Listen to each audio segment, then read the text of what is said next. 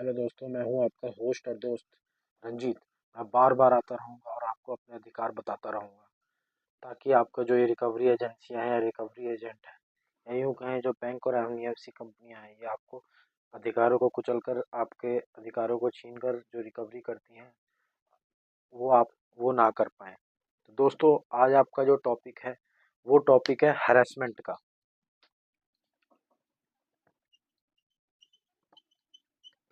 Harassment दोस्तों, harassment क्या होता है मैं बता दूं। जो क्या होता है, जैसे लोन आप नहीं भर पाते तो जो रिकवरी एजेंसियां हैं या रिकवरी एजेंट है, थर्ड पार्टी वाले हैं, ये हैरेसमेंट करते हैं आपको। पहले मैंने आपको हैरेसमेंट के ऊपर बता भी रखा है, ये कैसे आपका केस किस में जाता है, वीडियो देख सकते हैं। तो आज आपका जो टॉपिक है हैरेसमेंट का, हैरेसमेंट से कैसे बचें वो चीज़ मैं बताऊंगा। जैसे पहले मैं आपको कॉलिंग का बता देता हूँ, जब ये कॉल करते हैं तो क्या होता है। जैसे इन्होंने आपको कॉल किया तो कॉल करके पूछा आपको, बस आपको कुछ नहीं बोलना, कॉल पे आपको बोलना है फंड इशू है, फंड इशू चल रहा है। और हाँ दोस्तों, हम ये नहीं बोलते कि आप हम ये नहीं बोलते कि अगर पैसे हो तो मत दो। हम बोलते हैं कि अगर आपके पास पैसे हैं तो दे दो, नहीं है तो आपको घबराने की जरूरत नहीं है। आपको बोलना है, जो कॉलिंग वाले जो फोन करते हैं कॉल सेंटर वाले, उनको बोलना है फंड इशू है, आरटीपी डाल दीजिए। आरटीपी मैंने आपको बता रखा है, रिफ्यूज टू पे। रिफ्यूज टू पे। पीटीपी मतलब होता है प्रॉमिस टू पे आफ्टर 5 मंथ। जो हरासमेंट होती है ना दोस्तों, वो आपके बात करने के तरीके के ऊपर है कि आप बात कैसे करते हैं शुरू से। अगर आप पैसे नहीं भर पा रहे हैं तो अगर देखिए क्या होता है, अगर आप पॉइंट टू पॉइंट बात करेंगे ना तो उन्हें लग जाएगा कि कस्टमर को अपने अधिकार पता है, हम इससे बदतमीजी नहीं कर सकते, हम इससे कोई हरासमेंट नहीं कर सकते इसको। लेकिन पॉइंट टू पॉइंट बात होनी चाहिए। अगर आप सही से बात नहीं करेंगे तो उससे लगेगा कि इसे तो कुछ पता ही नहीं है। जैसे जिसको मान लो पता नहीं है, जैसे फ़ोन आता है, हाँ जी मैं बात कर रहा हूँ, तो वो बोलेंगे कि 15 दिन बाद, 20 दिन बाद वो बार बार कॉल करेंगे उसी के लिए, तो वो पॉइंट टू पॉइंट बात नहीं होती। पॉइंट टू पॉइंट आपको बात करनी है। फ़ोन आते ही आपको वरना फंड इशू है, आरटीपी डाल दीजिए। आप कोई भी उनको प्रॉब्लम बता दो अपनी, लास्ट में उनको इंटेंशन इशू ही डालना होता है। लास्ट में इंटेंशन इशू डालना होता है। अगर आप कोई भी प्रॉब्लम, अगर वो ये नहीं सुनते तो आप उनसे बोल दो, सर आपको लगता है इंटेंशन इशू था, अब इंटेंशन इशू डाल के आरटीपी डाल दो। तो आपको आरटीपी डालना है, रिफ्यूज टू पे। रिफ्यूज टू पे मतलब होता है, जा मैं पेमेंट नहीं करता, जो होना है जो होता है वो कर ले। प्रॉमिस टू पे मतलब होता है, प्रॉमिस कर दिया कि 5 महीने बाद दूंगा, 6 महीने बाद। तो इसमें आपको पीटीपी नहीं बोलना होता, आरटीपी बोलना होता है, आरटीपी कर दे। अगर आप इस तरीके से बात करेंगे ना पॉइंट टू पॉइंट, तो आपको कोई हैरेसमेंट नहीं कर पाएगा। जो शुरू में कॉल आपकी 50-50 आती हैं, तो आरबीआई गाइडलाइंस में ये भी लिखा गया है कि सिर्फ 2 कॉल कर सकते हैं रोज, उससे ज़्यादा कॉल भी नहीं कर सकते। तो अगर आप इस तरीके से बात करेंगे ना, आरटीपी डाल दीजिए, फंड इशू, टेंशन इशू चल रहा है, टेंशन इशू समझ रहे हो तो आरटीपी डाल दीजिए, तो आपकी कॉल वो कम हो जाएगी और हैरेसमेंट कम हो जाएगी। इसमें आपको एक चीज़ और करना है, बीच में आरबीआई को भी लाना है।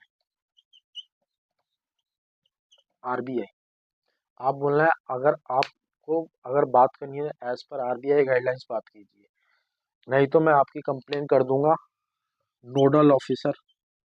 हर बैंक का एक नोडल ऑफिसर होता है। नोडल ऑफिसर से सोशल मीडिया, ट्विटर पे, और आपकी आरबीआई में भी कंप्लेन कर दूंगा। नोडल ऑफिसर जब कहीं इधर से सुनवाई नहीं होती तो 1 महीने बाद आरबीआई पे भी आप कंप्लेन कर सकते हैं। आप उनसे ये से बोलेंगे ना, तो वो सोचेंगे कि इसको अपने अधिकार पता है, ये सही में कंप्लेन कर देगा हमारी, क्योंकि ये सारी चीज़ें बता रहा है नोडल ऑफिसर आरबीआई। तो वो आपकी हरासमेंट कम हो जाएगी उधर आपकी।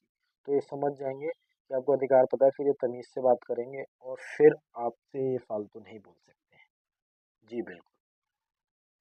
और देखिए, होम विजिट का क्या है मैं बता दूँ, ये भी आपके बात करने को, अगर जैसे मैंने बताया पॉइंट टू पॉइंट बात करेंगे तो वैसे तो आपकी जो होता है, आपकी ये होम विजिट नहीं होती है।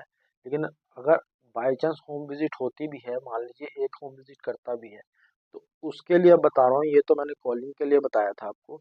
अब होम विजिट के लिए बता रहा हूँ कि हरासमेंट से कैसे बचें, वो चीज़ मैं आपको बताऊँ।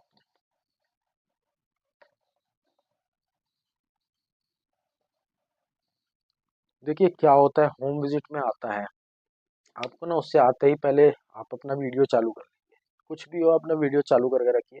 वो कैमरा देखते ही आपको कुछ नहीं बोले, मतलब आपसे फालतू ही नहीं बोले। आप उससे पहले मांगिए आईडी कार्ड, मान लीजिए मैं बता देता हूँ, आईडी कार्ड फर्स्ट। दूसरा मांगिए ऑथोराइजेशन लेटर। देखिए आईडी कार्ड तो आपको मान लीजिए दिखा भी देता है, लेकिन ये ऑथोराइजेशन लेटर नहीं दिखा पाते। 99.9% उन पे ऑथोराइजेशन लेटर नहीं होता। ऑथोराइजेशन लेटर की भी मैंने वीडियो बना रखी है। ऑथोराइजेशन लेटर मतलब होता है कि जैसे मान लीजिए कोई आ रहा है तो उसका नाम होना चाहिए ऑथोराइजेशन लेटर में, कि उनको आपके लिए अलॉट किया गया है जो भी नाम है। मान लीजिए मेरे लिए अलॉट किया गया है राजीव, तो मतलब पर्सन है उसको अलॉट किया गया है, तो उसमें सारा नाम वाम आता है, लेकिन ऑथोराइजेशन लेटर नहीं होता एज पर आरबीआई गाइडलाइंस। तो उनसे बोलिए 2007 2008 की जो आरबीआई गाइडलाइंस है, उसमें आरबीआई ने बोला है कि जो भी अगर आपका एजेंसी वाला आता है, थर्ड पार्टी वाला आता है, उसको आईडी कार्ड और ऑथोराइजेशन लेटर लाना मैंडेटरी है, लेकिन ये ऑथोराइजेशन लेटर नहीं लाते हैं। ये चीज़ करते हैं। अगर आप इनसे ऐसे बात करेंगे ना, तो फिर तो। और एक चीज़ और, जैसे मान लीजिए बैंकर आ जाता है, बैंकर भी आ जाता है, उसमें बैंकर भी कूद पड़ेगा मान लीजिए, ठीक है। पहली बात तो दो ही बंदे आ सकते हैं, एक बैंकर एक एजेंसी वाला। मान लीजिए बैंकर आ जाता है, तो आप बैंकर से एजेंसी वाले से ये भी बोल सकते हैं, सर आपने एजेंसी की डिटेल नहीं भेजी, क्योंकि मैसेज करना होता है। आरबीआई में भी लिखा है मेल करें, मैसेज करें, बताइए कि सर एजेंसी के पास अलॉट हुआ है, लेकिन ये करते नहीं है ज़्यादातर बैंक। उसमें मैसेज और जो मेल आती है उसमें आपका एजेंसी नेम होता है, एजेंसी का फ़ोन नंबर होता है, ये एजेंसी का एजेंसी नेम, या आपका एजेंसी के जो अलॉट हुआ है एजेंट, उसका नाम भी देना होता है एज पर आरबीआई गाइडलाइंस, लेकिन ये भी फॉलो नहीं करते हैं। और एक एजेंसी फ़ोन नंबर दिया जाता है, या उस जो आएगा उसका फ़ोन नंबर, लेकिन वो चीज़ भी नहीं करते ये। मान लीजिए दे भी देते हैं तो वो नंबर मिलता नहीं है उनका। तो अगर आप ये चीज़ बोल देंगे ना उन्हें, या ये चीज़ मांग लेंगे, तो वो समझ जाएगा आपको। और वीडियो आपको बनानी है, वो समझ जाएगा कि कस्टमर को अपना पूरा अधिकार पता है, तो वो सोचेगा कैसे मैं इधर से निकलूँ अब, क्योंकि अब कस्टमर उस पे हावी हो गया है। अब उसका बाप कस्टमर बन गया, अब सोचेगा ये तो कस्टमर हमारा भी बाप बन रहा है, तो वो सोचेगा कि मैं इधर से कैसे निकलूँ, तो वो निकलने की सोचेगा। तो आपको बिल्कुल डरना घबराना नहीं है। पैसे है तो दे दीजिए, नहीं है तो घबराने की ज़रूरत नहीं है। इस चीज़ से ऐसी बात करिए। ये चीज़ मैंने आपको होम विजिट पे बताई, पीछे कॉल पे बताया, ठीक है। एक ये हो गया आपका। एक चीज़ और बता रहा हूँ मैं आपको।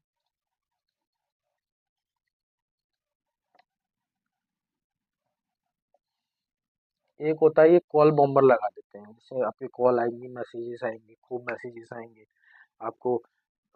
ये मैसेज करेंगे, टेक्स्ट मैसेज करेंगे, कॉल बॉम्बर। तो आपके हर फ़ोन में होता है मैसेज, मान लीजिए मैसेज स्पैम। अब मैसेज स्पैम लगा देंगे, तो आपके मैसेजेस जो ये करते हैं स्पैम वाले, वो आपके मैसेज में एक सेटिंग होती है, वो आप जाके देख सकते हैं, ठीक है। एक होता है आपका कॉल स्पैम,